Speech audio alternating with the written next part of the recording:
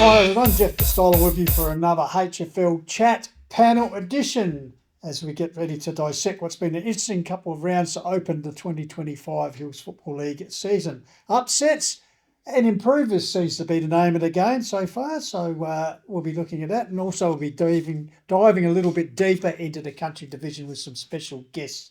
But firstly, it's always a pleasure to invite the wise men from the Call of the Wild in to dissect the games. So starting, Matty Thomas. Good to see you, Matty. Yeah, nice to see you too, Jeffrey. Welcome to everyone. Benny, JJ. Looking forward to this episode and a bit of a highlight reel coming up sometime soon too, I might add. So, we look forward to that. And no doubt you'll bring the tactical side of things to it as well. Oh, you've pushed it upon me, but I'm more than happy to play along. So that's the name of the game as far as I'm concerned. And of course, regular partner in crime, Benny Goldfinch is here. G'day, Benny. Pistols, Thommo, Jayden, good to be here. Looking forward to a big couple of weeks coming up, and I believe we're going to touch on Interleague with a HFL board member as well. Yes, so board member, so we'll introduce him to the masses. And finally, last but not least, he always figures things out, takes us through everything. Jayden Hill, good to see you, JJ. Cheers, thanks, Pistols, Benny, Thommo. Yeah, great to be here. I can't wait to get stuck into it. We're going to chat to some young guns from the Chunga Footy Club, so that should be great. It should be a great show. It's been a great year so far of Hills Footy. I'm looking forward to getting a hold of Rod Mitchell. I think he's an absolute gem of a fella. Found out he's from North Clare. He's a North Clare man, so we've got a bit of an axe sticker on there. But he's an absolute ripper. Have you taken through that? Oh, we have had South Clare man. So I had a couple of years at South Clare with my cousins. It was great fun. Yeah, so we've had a chat and so obviously a bit of rivals. Yeah, he knows all of my family back there. So so I'll be looking forward to that chat you have with him. So look forward to it. Just quickly, guys, before we get into the main segments of the night's program. But as I said, what a great! We've had 4 rounds in the Central Division, Division 1 rather, and 3 in the country, and already some upsets. And is there a changing of the guard as some other sides start to emerge, Jayden? Yeah, well... Because the big news, Tarndorf, I know you might bring it up a bit later in the show, but Tarndorf, back-to-back losses. That hasn't happened since Noah was a boy. Yeah, no, over 10 years that has happened. So, interesting there with Tarndorf, and obviously Mount Lofty getting their first win over Tarndorf since 2011. 2011, yes. Over 5,000 days. So, there you go. Don't throw the baby out with the bathwater yet, honestly. No, they've got a handy player tomorrow who's making their debut, so, yeah. Yeah, and also we look at the country edition because the Chungana must be loving going back. Not detrimental to the club, but they stepped back from the top tier last year, and at the moment sitting undefeated. And also, Benny, something that'd be really important. Their junior sides actually winning games too. Be appreciating actually having a few wins after some tough couple of seasons in Div 1. Yeah, went out there Tuesday night, had a chat to Brett Turner and Michael Warburton. Good vibes, plenty of young players on the training track. So, yeah, looking forward to checking this Chunga Gumaraka game. Reigning Premier versus the 2025 pace setter. Exactly, and a couple of big games coming up this weekend's round of footy in the country division. You have Birdwood and Torrens Valley, 2 sides yet to get on the winning situation, so they play each other for the battle for the spoon, Thommo, but also in Division 1, your old boys. Blackwood taking on the Doggies, Onka Valley, so same scenario. So what's going on, Thommo? All the games. Oh, no. You're going to have a chat later on about it, perhaps? You might have to get out with that whiteboard and just get out there and tell them what to do. No. They've got a great coach, they've got a great squad, great young squad, new game plan, all these sort of things. I'm sure things teeth. But I think once they hit their straps, they're going to be a powerhouse. My highlight in a couple of weeks, heading to your Adler for your Adler Blackwood, and our great man Tom is going to take us for a tour around your well worth tuning in that week on the Call of the Wild, because that'd be the lavender round would dominate that one. Because the thoughts of Thommo, the memoirs of Thommo, the great man. All right, we're up and running on Hills Football Chat. We'll be back with more shortly.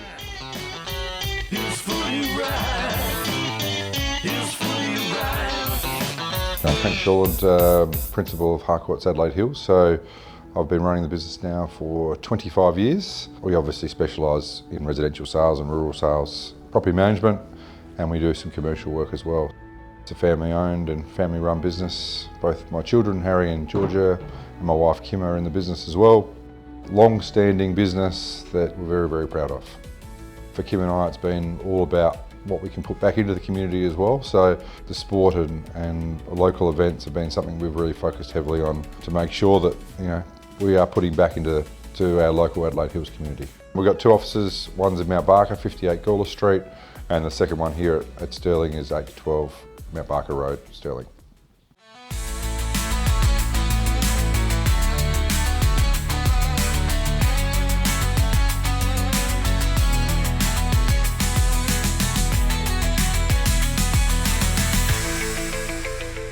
We've created pure magnesium blends designed to be part of a daily ritual that supports your body the way nature intended. We wanted to create something simple, natural and effective that's not just about a product, it's about helping you feel your best every day naturally. I've designed this Recover blend for athletes who can recover anytime, anywhere. Magnesium is one of the most important minerals for your recovery. Check out the blends at refuelwellness.com.au.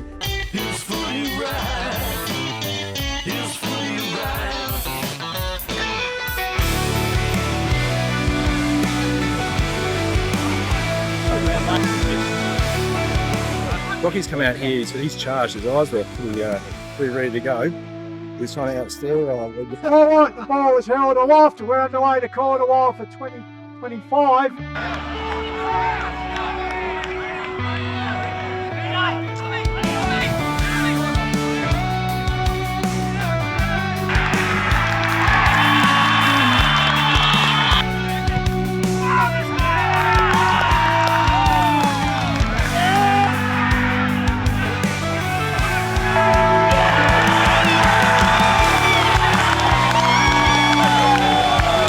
Ground level here. What a game of footy.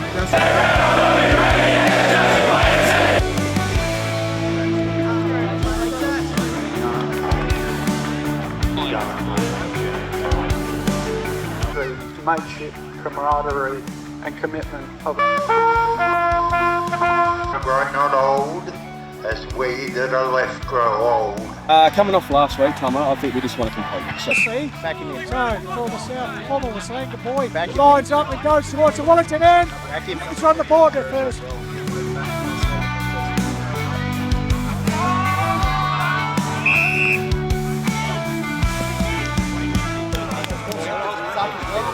to maintain the energy, maintain the tackling. You want to win this game of footy? Fantastic effort.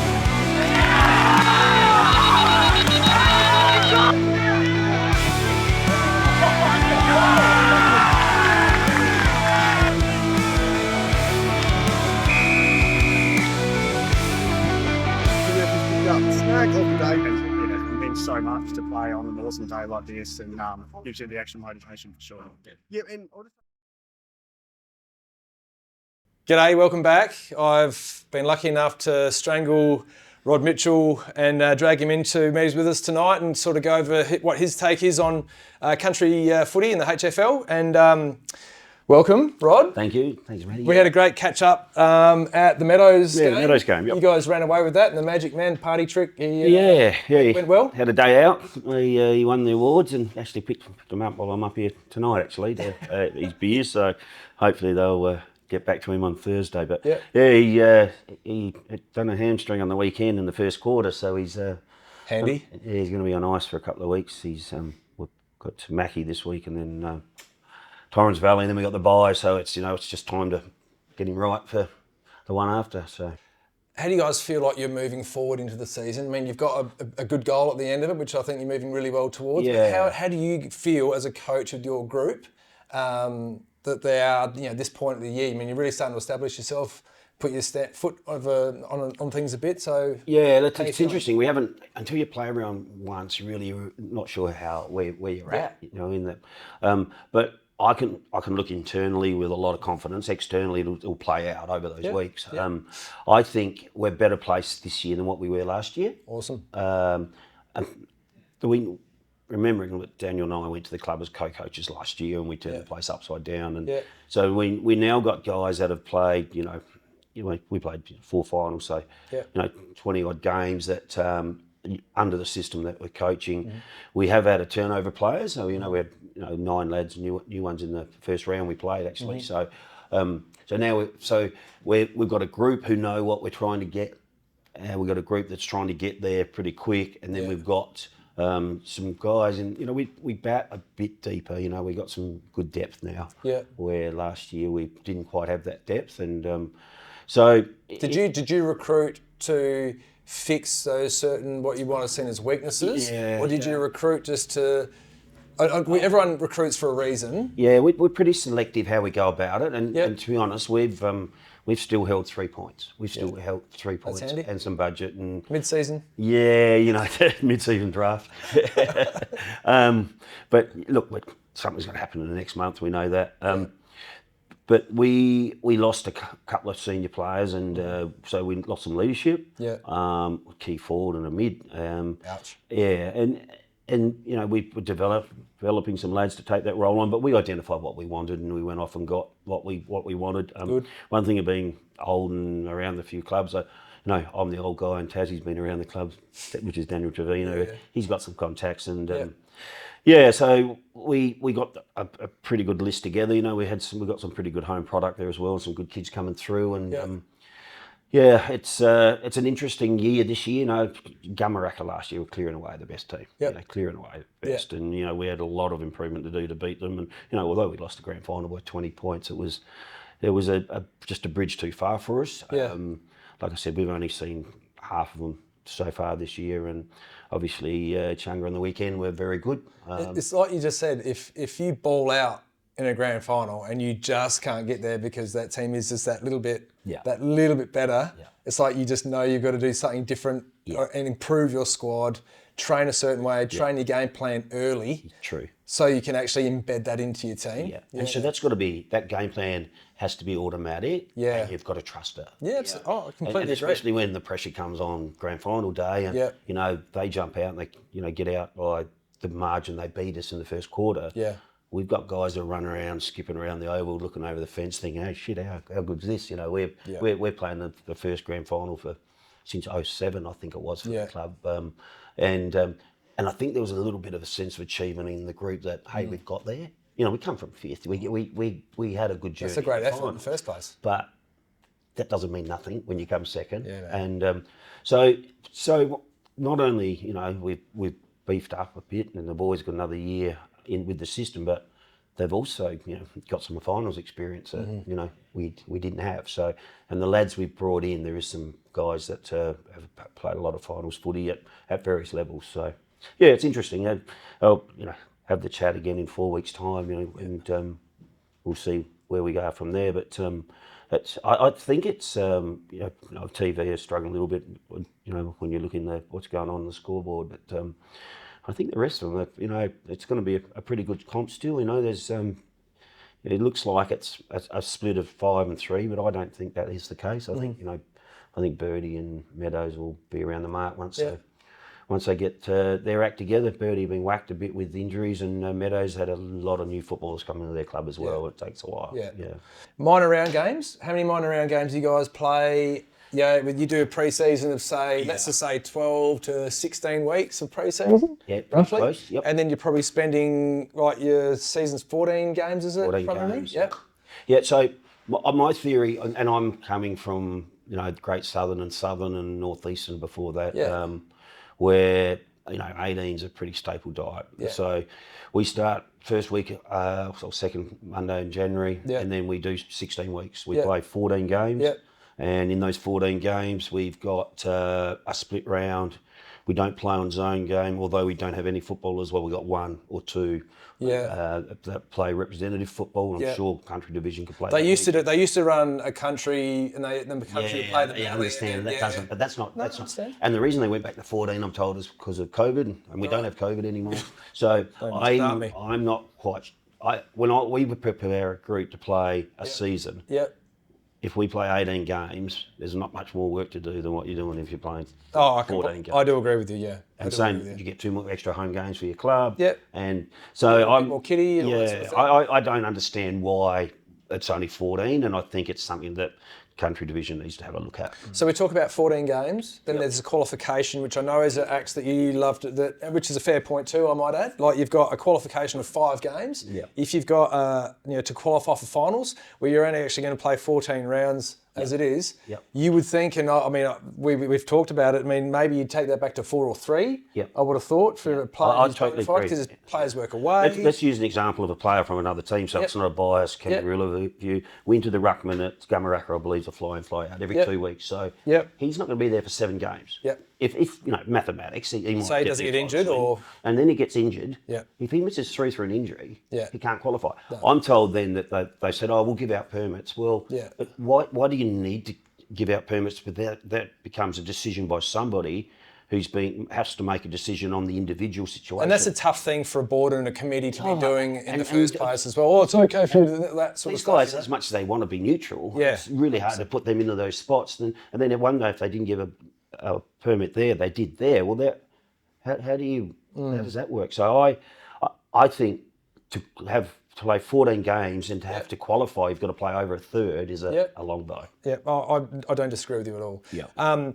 Change rooms, there's improvements to be held. Yeah, that's one thing I've noticed is, you know, coming into country division, you go in and some don't have whiteboards, some don't have toilet doors, so it's not a big dollar fix. We're all friends. I reckon. You've seen them all.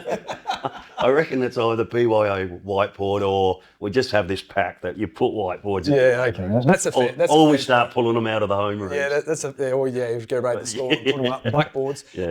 First things that come to mind, the 2 good things about HFL and country footy. One, I love the fact that the community. Their community clubs. Big tick. Yeah, that's the one that jumps off the page. Yep. Number 2 is I can see that there's clubs in country division that are really working hard to keep their footy clubs alive. Yep. And there's ones that are working really hard to go to the next level. Yep. And that's the situation those clubs are in. I'm not saying that's a negative and a positive, because I know footy clubs struggle with numbers. Yep. And people are trying to be, to try and come up with ideas to keep things going. On the weekend we played at home at Chunga, full day of footy. Yeah. You couldn't hardly get a park. The netball was there. Yeah. Awesome. I'm a North Clare boy. That takes me back to those days. Yeah. We're going to come to that. So he's a North Clare boy, and you're a South Clare boy. I played a couple of years with my cousins up in South Clare. My nan and my cousin's nan. My nan was one of 11 sisters, right? And me and the boys are the same age. We had this pact when we were really young. Wonderful sporting family too. I can say that. Yeah, the Bandings, they're a great sporting wonderful family, full stop. Yeah. So we were just talking. He's North Clare. I'm, South Clare, and there's a lot of animosity. It's like Port and the Crows. Just you guys were a Crows Guernsey these days. And I'm a Port man, so how much do you like that? And I was president of North Clare when they brought that jumper in. Yeah, right. Yeah, so, okay. Yeah. But anyway, it's just I really love having a chat with you. I know you spent a lot of time up at Flaggy, and you've done so much footy around the place. And I think you're a little bit of a person you can ask a question to, and you're always just going to give a great straight answer, and it doesn't really affect you either way. And I really appreciate you making the effort to come all the way out here tonight. Thanks, mate. No, I'm going to find a pub and have a meal while I'm up here. So you might hit Sterling on the way home. Awesome. Yeah. Well, thanks very much again for being on you, here. mate. Thanks for the see you chat. soon, Yeah, and thank you. Cheers. We'll see you next time. Cheers.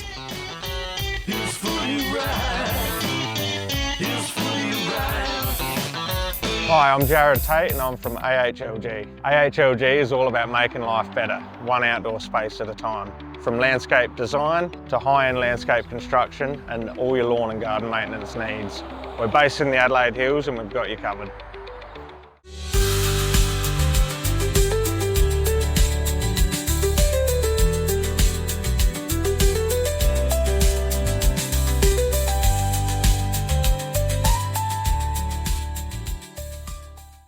So I thought I'd just check out a bit of our handiwork from the weekend, and we're watching the HFL here on the side of a titanium caravan, and Daniel popped out. So funnily enough, this is his place with his dad, Dave. Daniel, tell us a little bit about Explorer Caravan Sales. Yeah, family business, committed customer service. We've got the best Australian-made caravans, titanium, Franklin and Viscount caravans. Behind us, we've got a big titanium 22-foot family van with a big 50-inch plasma on the back of it. Come and check us out, corner of Prospect and Grand Junction Road. Love to see you. Come and explore Australia with Explorer Caravans. Cheers.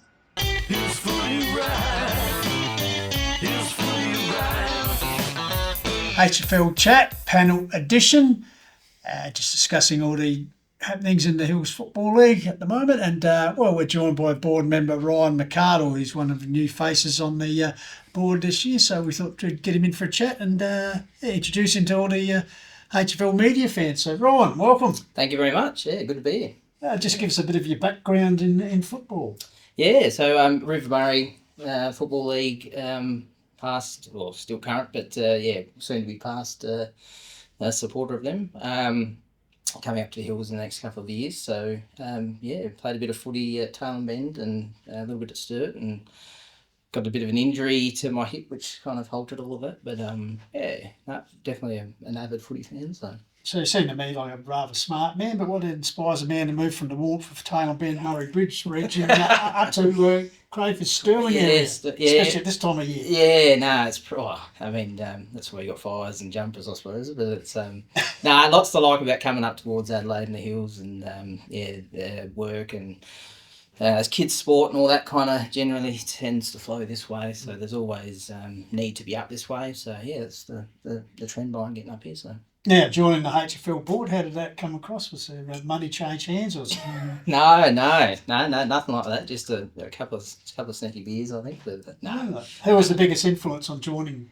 Well, I approached Bruce, the ex-president, and then Travis. Travis was the next in line. We're starting this year, so had a chat to him, and then went along to the AGM in March, and got voted in, which I was very excited about. Just to be a part of the Hills Footy League going forwards and seeing how it all works up here. Hopefully put some input and some valuable insight into what we might be able to achieve as a league. And on that, what value do you feel that everyone wants to contribute something when they become a part of that organisation? Yep. What do you feel that you want to impart and bring skill-wise to that group? Yeah, it's a good point. It probably takes a little bit of just nutting out and seeing what what's currently happening, and probably over the last month or so we've had a little look at that. Mm-hmm. So there's lots to do that I can see, and I think having a chat to Travis and Sam and that they can agree that changes need to happen, and that's pretty much around efficiencies to do interacting with clubs and collaborating with clubs. I think trying to streamline some of the ways we communicate with each other. Fantastic. And I think anything to do with efficiencies and time savings for clubs is a good thing, because they're all volunteers and completely agree with you. Have jobs and kids and all that. So that's probably one thing that I've got a bit of a tech background, so pretty keen to get that rolling in 2026, but a fair bit of work to do. That's cool. That sounds awesome. Yeah. Do you have a specific portfolio that they've entrusted you with for this year? Yeah, so it's we were running the permits for play downs and play ups through the whole group. Yes. But now we've narrowed it down, so there's a 3-person group just to make those decisions a little bit quicker. So I'm a part of that, and then sponsorship as well. So I used to see all those emails come through for clearances and stuff. I was like, oh god. Yeah, well, it was one of the things we set up that we try and get some answers out of everyone, and everyone's busy, and we just we're trying to we had a bit of a chat to Shane Uren and how some other leagues were doing it, and we thought maybe bringing that down to like a 3-person committee might be a way that we can get decisions back to the clubs a bit quicker. So you guys are across, it's great. Yeah. So there's lots to learn, but also lots. I'm excited about all of it. There's many challenges in football, and clubs and players, they all produce challenges. So it's good to be a part of some decisions around trying to make that a bit better for them. Now, Ryan, a couple of weeks coming up, obviously, as the interleague footy. So it's a case of you having to change your allegiance, because all those years in the River Murray Footy Club. So now you're going to go support the black and the gold. Yeah, that's right. Yeah, no, it'll be something a little bit different, but it'll still be very exciting. Both leagues offer some pretty good talent, and it's always been a good game. So we did try and get it to a twilight stage. We had a little bit of discussion about that, but really? I think it got pulled back to a normal time slot. Okay, so coming up, so it's going to be on the Saturday, obviously, of the long weekend in June. Yep. Balhana Oval, I think it's the venue. That's right. Yep. So took a little bit of that's where we kind of got that twilight idea based off that opening round up there at Balhana. So to me, that was quite a good spectacle, but different time of year in June. So the Cods had to leave, want to get home before it's dark or something. Maybe, especially if they get a bit of a hiding, they might want a quick exit. I like that. We give them a hiding. It's one of us now. He's already got it thinking. They know what's coming, I think. So squads have been notified and training. Training is tonight. Yep. So training's tonight. Coach Lackers. Yeah, Lackers, and then Scott from the Chunga coach. Yeah. Scott's the coach, the assistant. Sorry. Yeah. So they haven't announced the squad yet. I've checked on that tonight, but hopefully soon we'll have some answers on that. So yeah, fantastic. Yeah. All right. Well, it's great to see people actually, Thommo. It's great to see people actually put their hand up to actually. Yeah. Because we know in the past the board has run without its full quota of members, so it's great to see people like Ryan. There's obviously especially with the skill set that he wants to bring in and bring some energy and some expertise in, which I think is really important. So absolutely. So great to see you. Thank you. Thanks for joining the board, and thanks for coming along. And we hopefully it's a successful venture for you on the Hills Football League board. Yeah, hopefully, and we'll keep pushing forward. It should be good. Good on you, mate. Love it. All right, Ryan McArdle from the Hills Football League. It's been our special guest. We'll be back with more shortly here on Hills Football League Chat.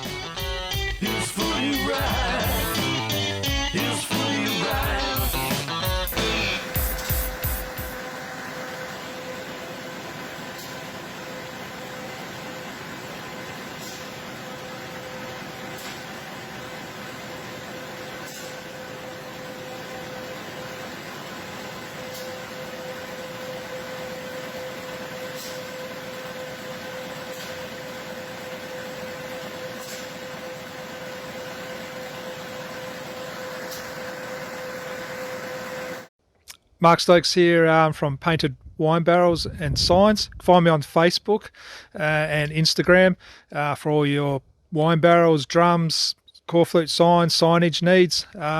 Give us get in contact.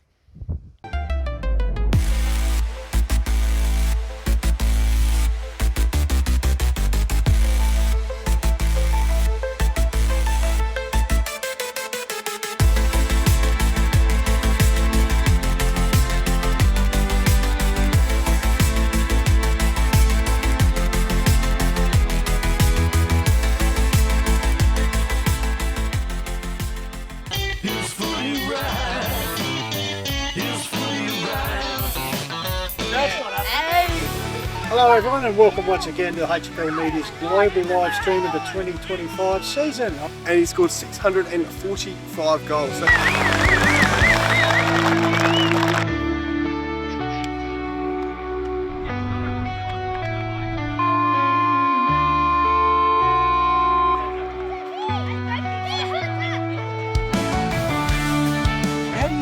Research. Well, you told me. You're of course. You told me you're up the stakes and half back. Or something. What you were.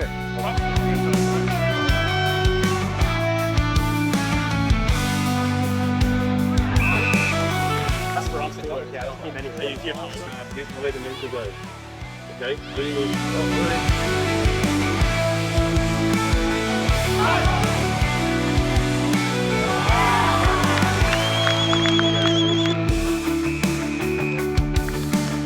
Just take us through your performance, Joel.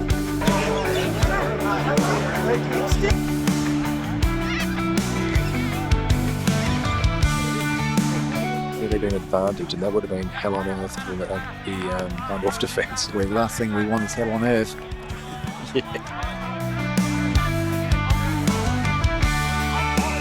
Come on, that's a happy boy. That's a happy boy.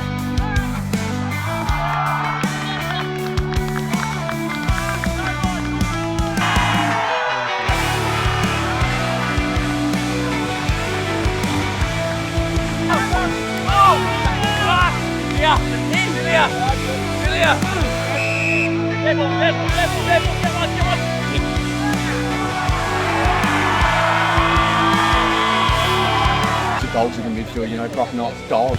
Wimpress, dog, big, just big dogs from everywhere. You know what I mean? So, they worked really hard. They worked their tail off, and I'm pretty fortunate. Welcome back, HFL Chat. Focused on Country Division. Jayden, good to be here. We've got two special guests here from the Chunga Football Club.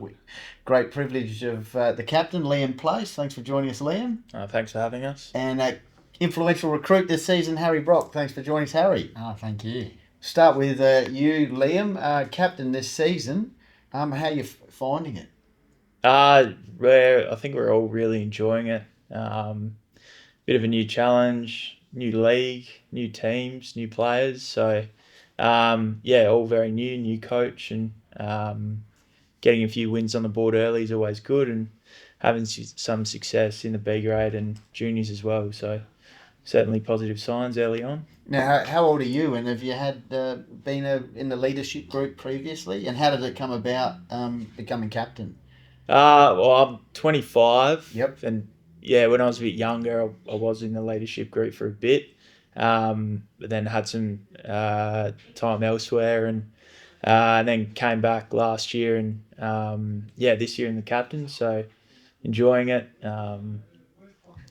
Obviously a bit to learn, but we've got a young team, and one of my good mates was Jake Gerke, and obviously he was the captain for a while. I think he captained the club for 5 years or something, so trying to pick his brains and go about it how he did, and sort of emulate his leadership style. Jayden. And obviously, Liam spoke a few weeks ago, and you said, every game's like a challenge in the country division, like you said, new players and stuff. So how have you seen it, and what have you most enjoyed about country division, but what have been some of the challenges as well? Yeah, I think to put it in context, our team, the average age would be sort of 18 or 19, and there's probably only 3 of us that have played in the country division before. So every team we come up against, like I was spoken about with you, is brand new. We don't know any of the players or coaches or game styles. So it's kind of nice. It's like playing, for a new club or a new league, and having no expectations when you rock up on a Saturday is great. Yeah, and that'll be great for the club. It's also like a young team to sort of build some, to build something with, I guess, with a young team going forward, and not just this year, but the next few years as well.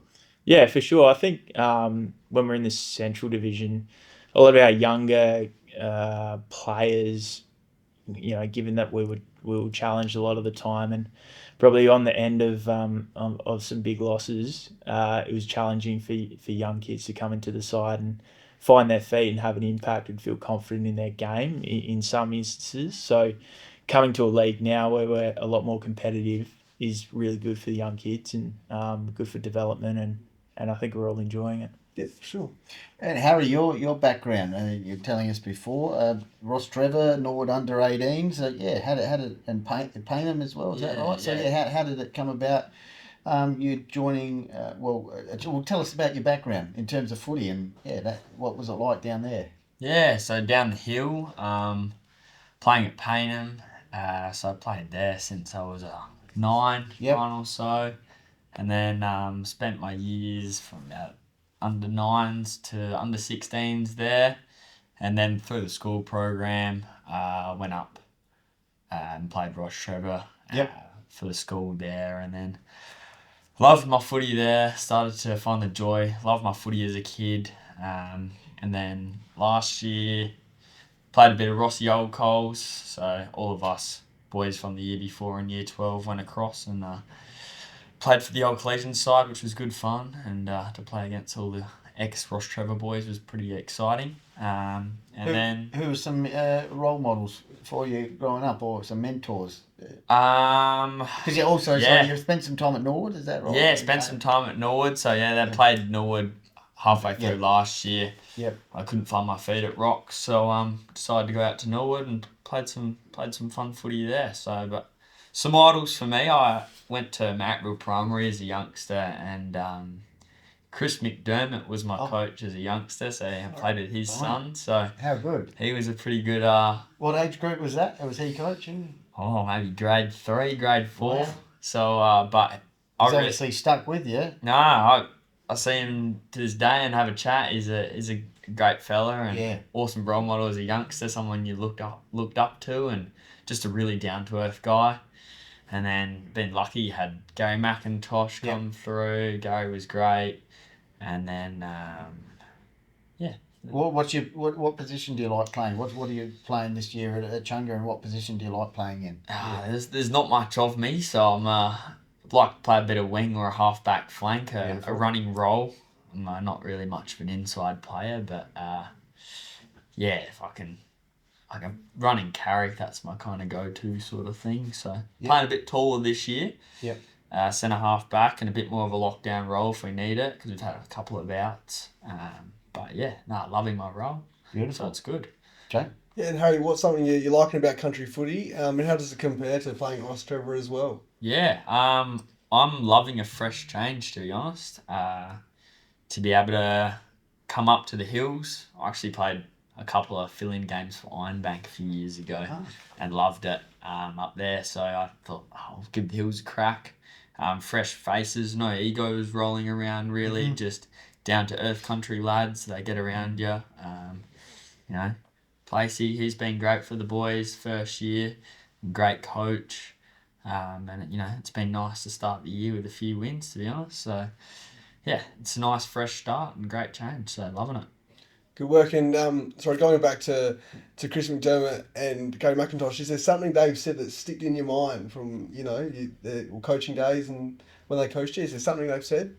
Probably testing memory. But Yeah, I was definitely pretty close with Chris, and he always saw a light in me. So there's nothing necessarily that he said, but he was always encouraging me because I was very passionate about my football. He was always encouraging me to be a good person as well as play, as well as enjoy my football. So that's all I can really think of. But he's always said, be a good person first, and then footy will come. So he's a great guy.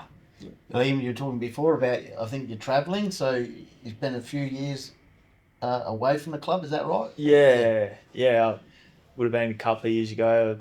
Got the opportunity to do a bit of travel with work and left sort of halfway through the season and went over to WA for a bit and had some great experiences over there and met a whole bunch of new people and got amongst a new town and then from there went over to Victoria and spent some time in Gippsland. Yep.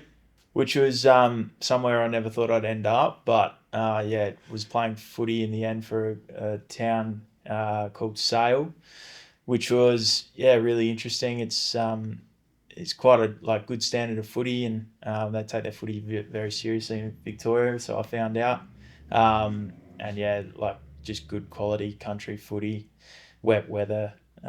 Hard hits, not unlike the hills. So, had some great experiences abroad and, came back, I think started last year. Beautiful. I've got one more from me. I was just wondering, Liam, if you're talking about Harry, what does he bring to the table this year? And then Harry, how you find Liam as your captain? So, in terms of Harry, what have you... Harry's, he's just a good fella, and I think that's a common thread with the boys that we've managed to recruit this year is they've all got some sort of connection to the club. Harry through Will Anning and they're all good people like Harry was touching on before. Probably specific to Harry is he's quick. He's got a lethal kick when he gets onto it. And he brings a bit of energy to the group. And Harry, captain? Yeah, like I said, going to a new club, didn't know anyone and no Will obviously, but fresh face and fresh start and down to earth. Placey's down to earth. And that was the big thing for me. First thing, g'day mate, nice to meet you. Yeah. So it was just nice to have that nice fresh start. And from there, Placey's a pretty solid unit. So a few times in training, he's nice on the outside. But as soon as you get on the footy field, he's he's a bull. Just hard contested in the guts. Beautiful. And someone to look up to, a good skipper. Yeah. Beautiful. And Jayden? Yeah, and Liam, just a couple of players I want to ask you about. So, Harley Montgomery, obviously, he's a good experienced campaigner, so he said it's a young group, but great to have someone like him around the club. Yeah, absolutely. We're very lucky to have him on board and super thankful for him to come over. He's got a photo in the club of him as a junior. He must be 16 or 17 with a male medal around his neck. So he's obviously had a great footy career, post that, and to see him come back to his junior club's great for us. And he's definitely an on-field leader in the way he sets the boys up and encourages them. And his footy smarts are probably second to none. And someone else who would be great to have, especially in the middle, is Brett Turner. How's it like to have someone of his quality in the team, but also in the middle of the ground as well? Yeah, he's probably the best footballer I've played against or with. And seeing him go about his business is pretty spectacular. He's been racking up a lot of touches this year and having a really damaging impact on the game. And much like Harley, he's a real leader, and he's bringing up the boys. Got a young team, like I touched on before, and I think having him on board is super valuable to the club. Yep, good stuff. Well, thanks very much for joining us, Liam and Harry, on the HFL chat. And you'll see these two guys in action tomorrow. Call of the Wild live from 2 p.m. for Chunga and Gamaraka. So all the best for tomorrow and also the rest of the season. Thanks, guys. Thanks very much. Thanks for having us. All good. We'll be back shortly.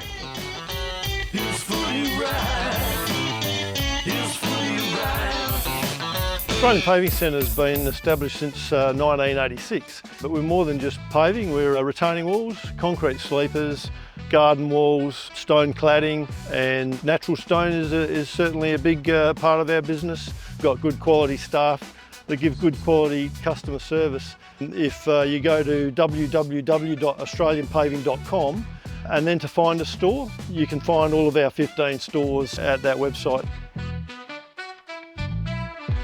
Hi, it's John here from Littlehampton Landscape and Firewood. We have all your landscaping supplies. We have our premium firewood, from our red gums to our blue gum to our mallee root. Come down and see us. We're just behind Littlehampton Clay Bricks and Pavers. Mount Barker Ford is located just Totnes here on Mount Barker Road. We're owned by a gentleman by the name of Peter Thomas, who his veins are rich with football and rich with community, and he's always been based around the idea that everything you do in business should be based around how you can support the community. At the end of the day, I don't expect people to always come and see us, but ultimately we're a business who thrive in supporting the community, and from our perspective we look forward to the community supporting us. And it doesn't matter whether it be the Call of the Wild, the HFL, we're involved in a lot of other community events throughout the hills, and that's why I like being involved with sport, because I think that brings everyone together at different times and different requirements.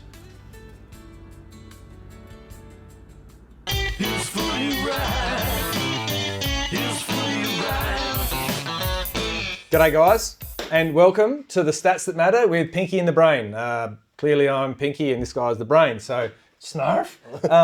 JJ, are you going to unleash some glory on our audience this evening? What have you got for me, mate? I've been frothing all weekend for this. Have you? Yeah, so hopefully you got some good stats that matter, and hopefully to link up what you're talking about, some forward press sort of stuff I've been hearing as well, and I guess it's all about goals, isn't it, in footy? Whoever kicks the most wins the game, so that's a very important part of our great game. So be very interesting to see how the season plays out, and obviously just firstly, Mount Lofty sitting on 567 points for at the moment on top of the ladder. So it's good to see. So, it's about time the old Mountain Goats got back up there again. I haven't seen them up there for a while. Jeffrey, you would agree, but I think it's good for the comp.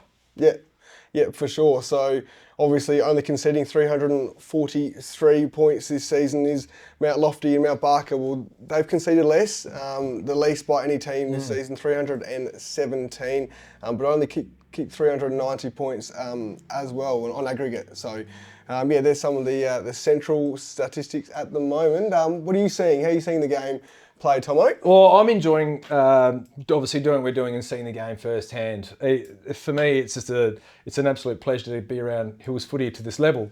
When I go reading the Courier and reading the wrap-ups from the games that have been, and then just jumping on the internet and seeing a few little bits and pieces, it's really interesting to see. You got Harndorf, traditional powerhouse. They've dropped 2 games for the first time since 2014. I have no doubt they're going to bounce, right? And they're a young squad. They're an exciting squad. You'd love to coach that group. They are young, fit, mean. I think they'll bounce. Lofty getting to top at this point in the season. I'm probably just a little bit surprised, but at the same time, Boards is one hell of a coach. He's done the work before. He knows the winning formula. You go to Nan. Now, Peanuts pulled out a 18-man press, which when we took the Nan Harndorf game a couple of weeks ago, it's like Harndorf have been playing this enormous 18-man press for seems like years under Golds, and it's almost like the presser was beaten by a better press. Do you know what I mean? Yeah. Nan rolled themselves all the way up to the forward line as a defensive press, which is exactly what Harndorf do. in the past, and I just really enjoyed watching that game. So I'm really surprised that Onkers are where they're at, and I'm even more surprised that Blackwood are where they're at. So yeah, to see your Radler midway, I probably expected them to be a bit further up, but Hills footy is well and alive, and our ratings are showing it. People love watching Hills footy, and mate, we love calling it. So yeah, it's a great time to be around Hills footy. So that's on the Division 1 side of things, obviously. Yeah, it's also interesting as well, when you talk about Harndorf, Sam Williams has the most inside forward 50s by any player this season. So it's interesting. If you had a leg like his too, you would, right? He can bang it into that forward line. So yeah, keep going. Sorry, mate. So yeah, no, it's just interesting. Obviously, they've scored 426 points this season as well. So just looking here, I think that's the fourth highest as well. But yeah, Mount Lofty's percentage is pretty healthy this time of the year. So that's the Division 1 side of things. I think they've probably leaked a little bit more as a defensive group than I'd expect. You see, Blackwood have had a lot scored against them, and as have Onkers. But then you start looking at, it actually really sits that Harndorf sit where they are at the moment in 6th place. So yeah, it's really, really good numbers there. So they are stats that matter. They probably haven't dealt with that back half pressure probably since the 2023 final series when Nan obviously kicked a big score against them in the semi-final and then also in the grand final as well. So that's Division 1 side of things. We'll go back to the couple games we've seen of them. The ball comes flying not out of the forward line, but just on their forward 50 to half forward.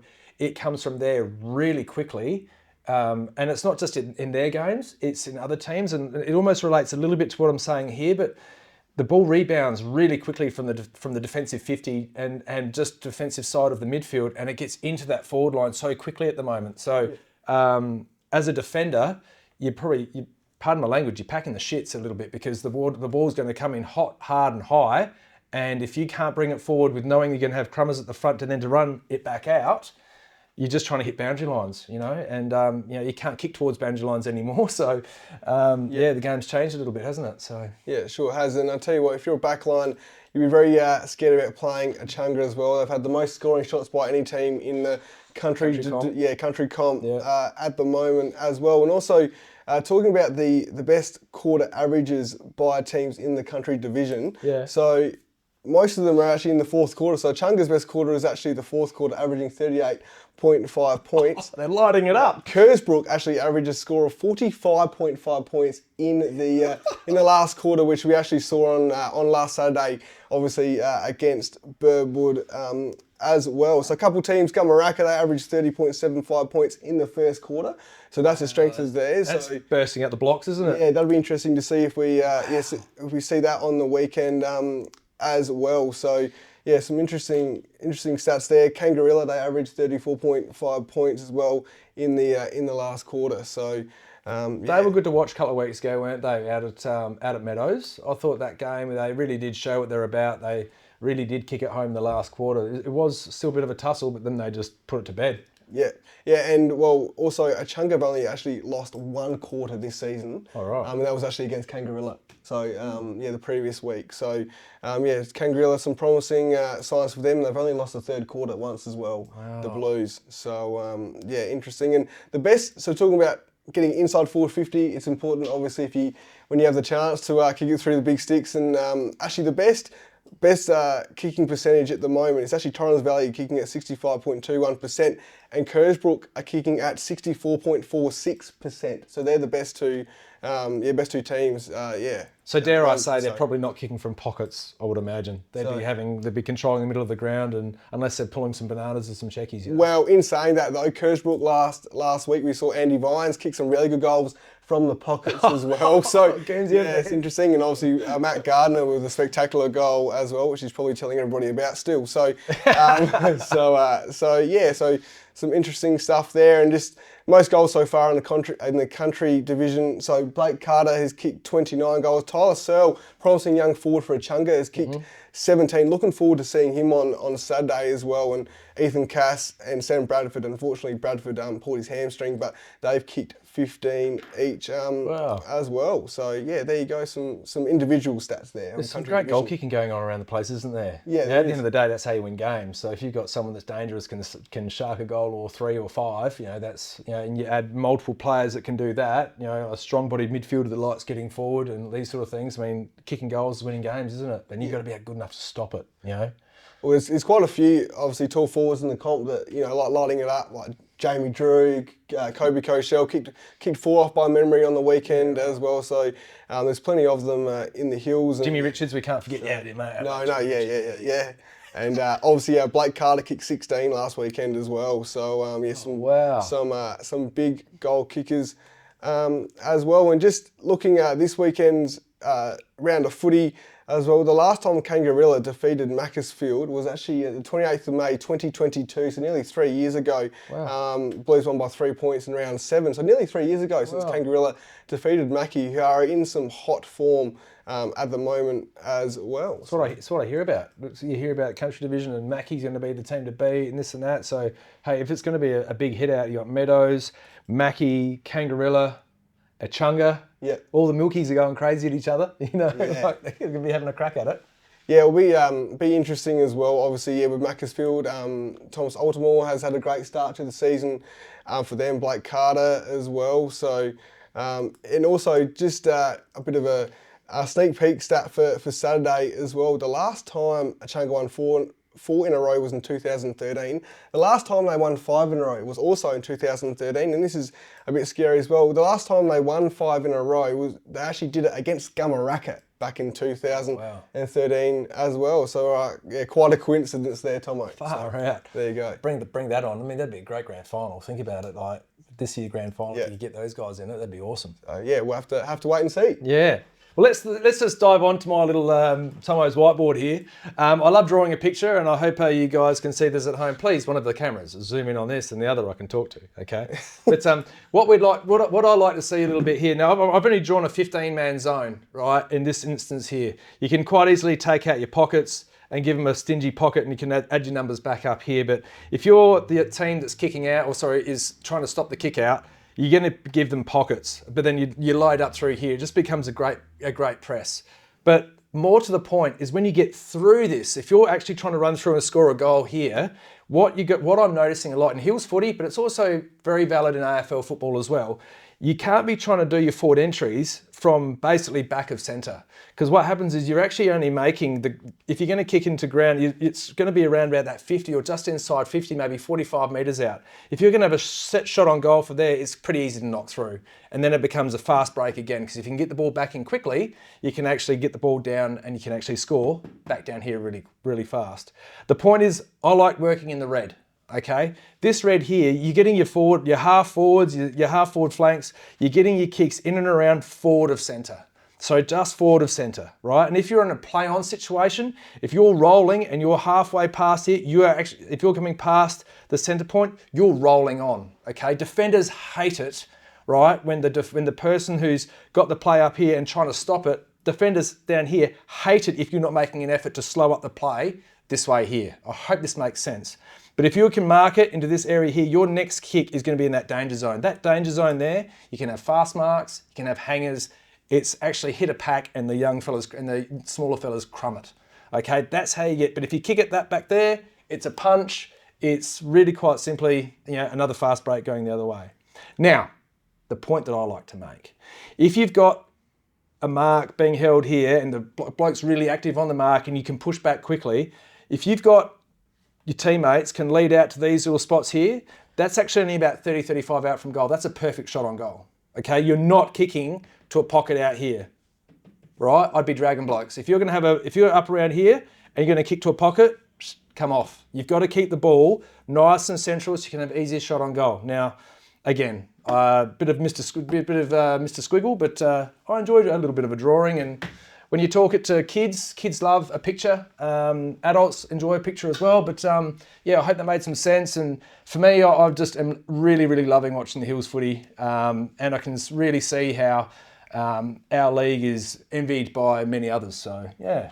So just a question without notice here. So who would be some of the best players in the competition that are positioned outside the forward 50 that can kick it into that red zone, the best zone in the forward 50? Who are the good players that can do that? Well, Sammy Williams. Yep. He's the sort of player that you don't actually, he can take 2 steps from anywhere near here and hit that button. So if you've got anyone that's got a prestigious left or right foot, particularly a left, and you can get them on, if you can get a lefty getting footies out here, right, and they're breaking it into here, rather than being a right foot and you're actually kicking it back into these spots, you get your lefties on this side of the ground and you actually bring it right back around into the middle. And that's where the difference is. You know, if you want to score goals, you want to be having a crack from in front of the big sticks. You don't want to be playing out in pockets. Benny. Just a quick question here, Thommo. Yeah. Is that why you think maybe Nan have an edge this year? Because they've got Nick Yench back, he's a left footer. Yep. And then Wimpress obviously penetrating left footer. So Yeah, so Wimpress is, I was going to mention Wimpress before, and it was, I had like 4 things in my head going at once because I enjoy the questions. That's exactly right. You know, when you've got a Jamie Drew who straightens you up the way he does, but it's not just about, it's Archer Connolly as well. If you watch Jamie Drew go, Archer Connolly is actually leading on a diagonal just behind that lead because everyone's so Jamie Drew focused, right? He's attracting another defender. And what Nan did, what Nan did perfectly, I'm having a chat to Benny here, but what Nan did perfectly against Harndorf in defence, they broke 7, starts with R, help me out. Yeah, he filled the hole up, so it was really hard for Harndorf. Revington. Oh, I was going to say rev it up with Revington. All right. So the Rev man. So he actually came back into the hole and made it really hard for the Harndorf forwards to actually find themselves any ground. Whereas you went to the other forward line, right, and the other 2, Archer Connolly and Jamie Drew, just worked beautifully together. One led up, the other one just led on that diagonal, and he always got a 1-out marking contest and 2 really strong marking players. So I think, Peanut's got himself a dynamic duo there, which I'm pretty sure most coaches would be pretty envious of at this stage of the year. So yeah, it's really good footy to watch. I bloody love it. Anything else to add, Thommo? No, I'm good, mate. I'm good. Just like seeing the ruckman do their job. And that's where the money, the big ruckmen need to do their job and make sure they're winning their tap outs to the right places and make sure they're communicating with the midfielders. I see a few hit outs just going to nowhere in particular. So if they can get that right, I love the ruck work. So yeah, I'm really enjoying the footy, mate, obviously. So yeah. Good stuff. Good work. Well, thanks for watching Pinky and the Brain here. And, hope you guys enjoyed it. Stay tuned. I thought I was the Brain.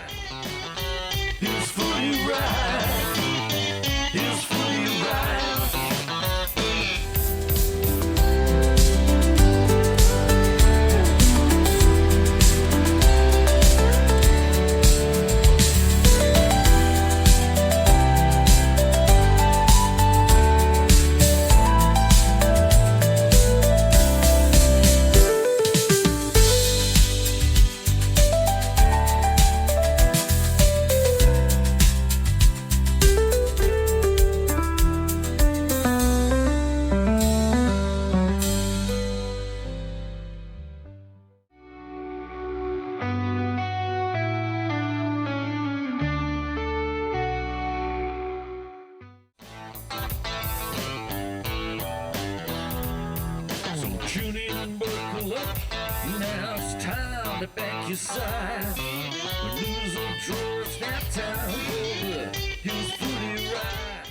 Hills Footy Ride. Hills Footy Ride. Here on HFL Chat, panel edition, and one of the highlights so far of the season, the country division, has been the improved form of the Macclesfield Bloods, and we're very honoured to have this man along here, past player, coach, administrator, even Hall of Fame member, and back this year as president. Craig Lallard, welcome HFL Chat. Thanks, Jeffrey. Good to have you aboard. Yeah, cheers, mate. Now, as we said, the Bloods are real up and about. We've played 3 rounds, 2 wins, so they're sitting up there. Good start to the season. It is a good start to the season. A lot of hard work's gone into the off-season, of course, like any other club. But we're probably where we should be, I suppose. Yeah, good list. Now, a man, you're a rather intelligent man. What makes a man sort of going to get back involved as president? Because you had a stint previously, so you said after your playing days, etc., and a few years off. So back into it, mate. What? No, I've never been president. It's Oh, probably one of the few roles I haven't done. Football director, maybe. No, Yes. not a football director either. So I've been vice president under John A, like John Yeah, Hart. yeah.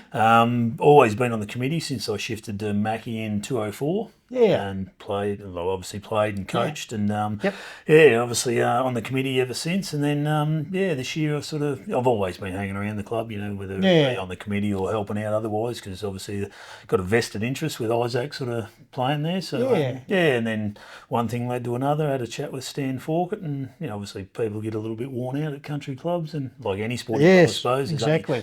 Only so many volunteers that can do the work, and I was sort of quite willing to sort of step up to the plate. And Stan's obviously stepped down as a vice president. We've still got Josh Herbert as a vice president as well. So we've got a really strong committee, and I think what attracted me, I suppose, not only having Isaac play at the footy club, but just a really strong committee, and a good playing group. That goes from under 11s to under 8s as well, and then we've got obviously the under 14 mixed side.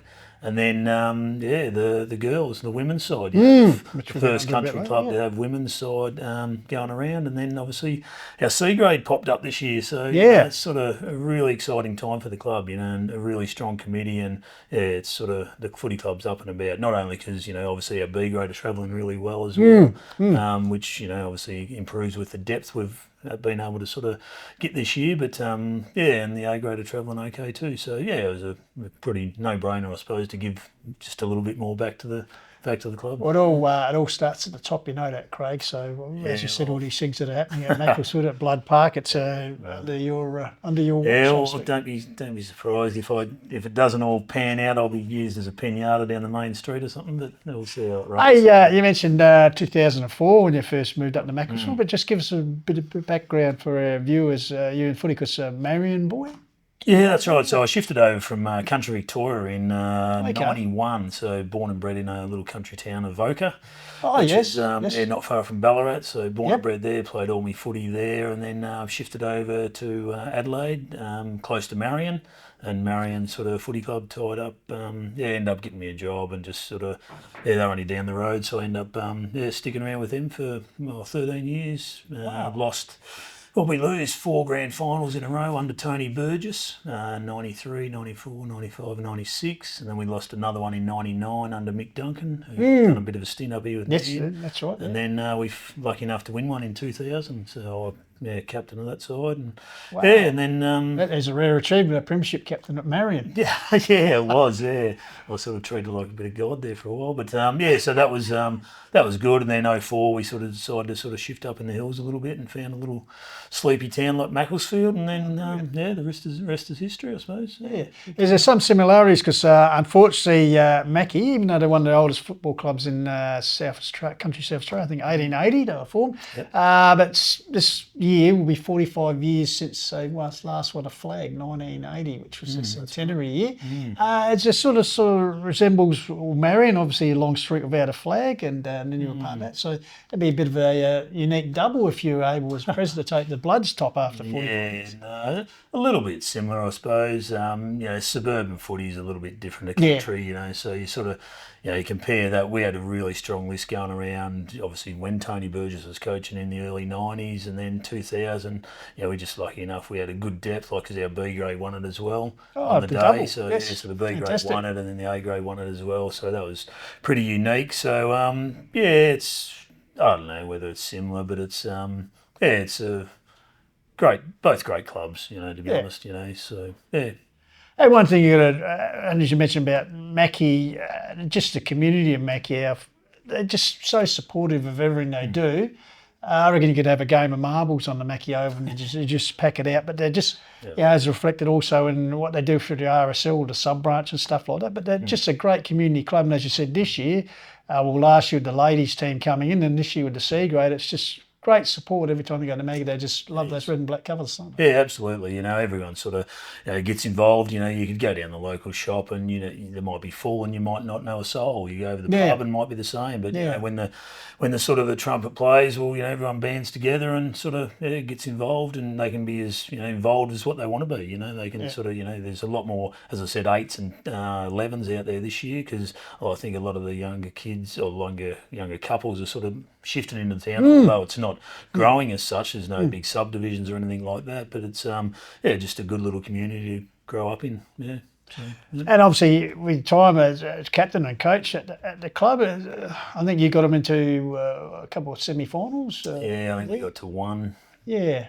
That's just, as I said, that drought just sort of continues. Yeah, it's always hard. We sort of, when I shifted up from Mackie and took over from Brett Copping in 05, my first stint as player coach, and I sort of brought a few up from Marion, a few of the boys from there, and I picked up a couple from Goody Saints, a couple of mates, and then a couple from Lonsdale. So we sort of picked up a little bit, but you think you're going all right until you sort of hit the oval in the real stuff, and then all of a sudden you find out, your Kerrs, Brooks, Torrens Valley back then was sort of the next level. So you all of a sudden you're back to finishing 6th, 7th, 8th again. So it's a hard slog, but I think what we picked up back in the day was good quality, and I think it's no different to now. We've picked up, like as I said before, the B grade.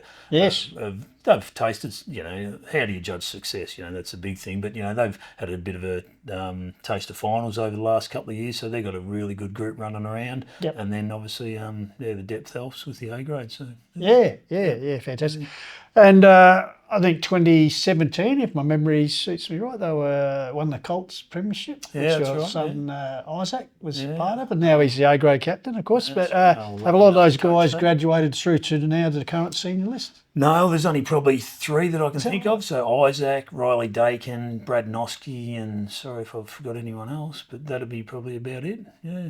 Righto. Yeah, young Jack Trott's gone back to Meadows, where he's sort of from. So, and obviously the coach is still around like myself. Well, I was going to say they bat above their weight a bit there, Mackie, because it's not the biggest place, and then also this year because you haven't got the under 17s, but you have an under 14 side, I think. Yeah. What about the Moddies? You do have future young bloods coming through? So there is. As I said before, a lot of the couples that shifted into town, they're starting to sort of breed as well, and obviously bringing up some 8s, and our Oz kick's fairly strong, so we've got the Oz kick 8s and 11s, so it's good. And the 14s, that was a bit of a battle, but we end up getting a side on the park, and it's good. Fantastic we're doing that. that. It's a mixed side. It's good to see that. Well, as we know, the country division, not the most populous area of the hills. Some of those little towns. Yeah, that's right.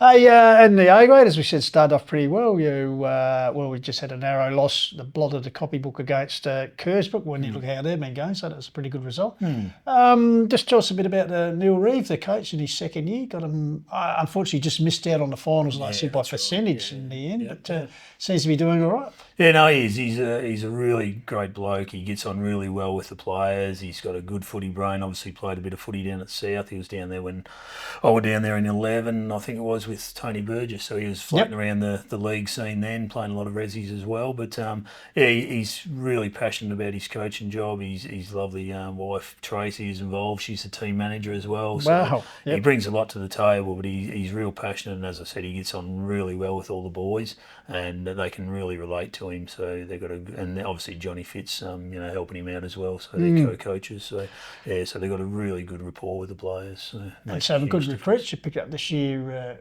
Craig. Was it Tony Altamore? Is it? He's come on board, and also Tony Gibson, who previously played for Torrens Valley in the ruck. He's a bit experienced.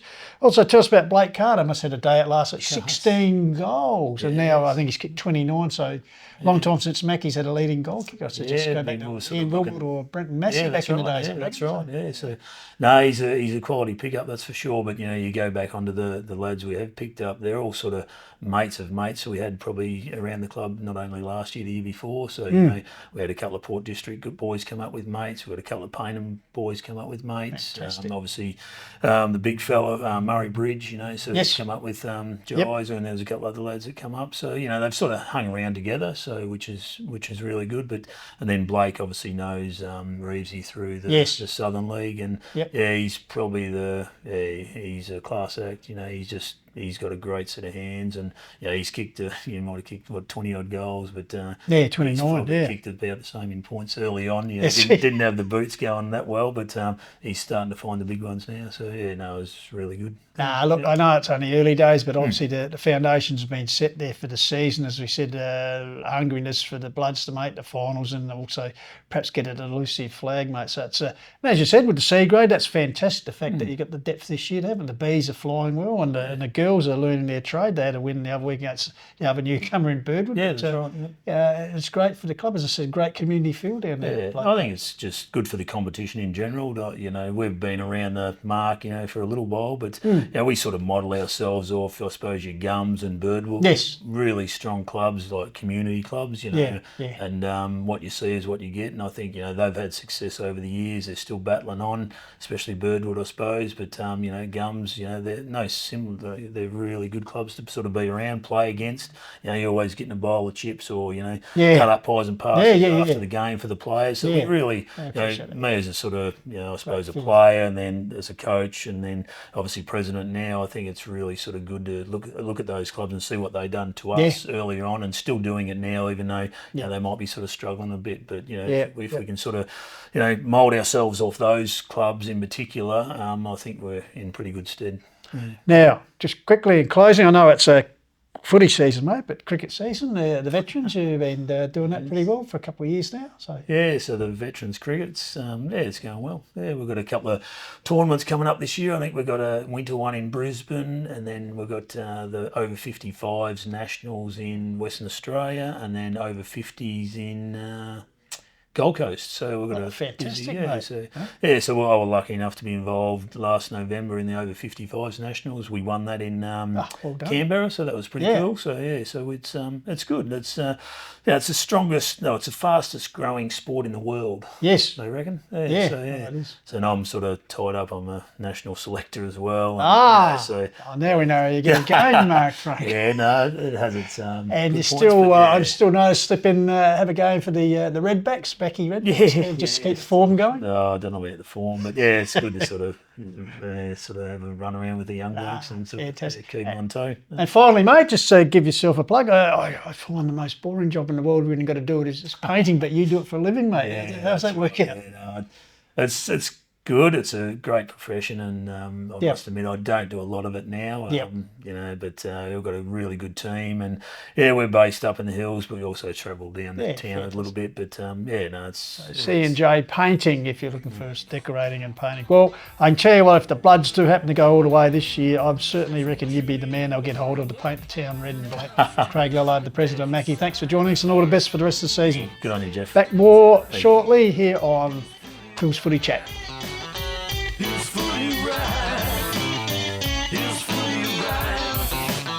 All right, Phil's Footy Media would like to thank the sponsors, very supportive for the season of 2025. Of course, Work Locker, Mount Barker, the naming rights sponsor of the HFL, Harcourt, Adelaide Hills, Mount Barker Ford, Print, Rat Pack, Lowe's Meat Co. On your buckets. Also like to thank Sports Power and the Courier, fantastic sponsors there, Lancaster's Property Services, and of course Mortgage Choice, Adelaide Hills, with the great man Matt Adam providing the caravan. Jayden. I also like to thank Will Hendren, Landscape and Firewood, Refuel Wellness, and painted wine barrels and signs as well, and Explorer Caravan. And of course Adelaide Hills Lawn and Gardens, Thommo. Yes, and APC, it's as easy as 1, 2, 3. My Colour Fast Painters, we just talked about that. That's Midge, what a ripper. And Hills Collide and 24 Fit. And JMS Rural. Judging by that performance, I think we need to get an optician to help us out. Specsavers. Thank you very much for the call of the wild and all our supporters.